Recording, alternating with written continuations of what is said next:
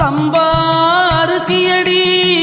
சாதம் சமைத்திருக்க உண்பாய் நீ என்று சொல்லி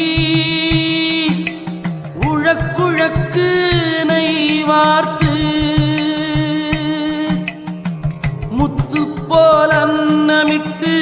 முப்பழமும் சர்க்கரையும்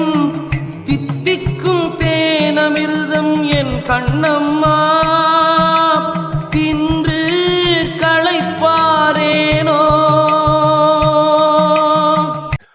அரிசி வகைகளில் மிக உயர்வான சம்பா அரிசியை நன்கு சமைத்து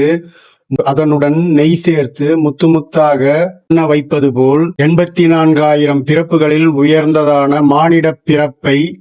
நல்ல சாதனைகள் சேர்த்து அர்ப்பணித்தலுக்கு தயாராக அதை ஏற்று முப்பழத்துடன் சர்க்கரை சேர்த்து மானிடர்களால் தேனாமிர்தம் என்று அறியப்படுவதை மிகுந்த சுவையுடைய சகசிரானத்திலிருந்து சுவைக்கப்படும் அமிர்தத்தை சுவைத்து செயல்களிழந்து சும்மா இருக்கும் நிலை வேண்டுகிறார்.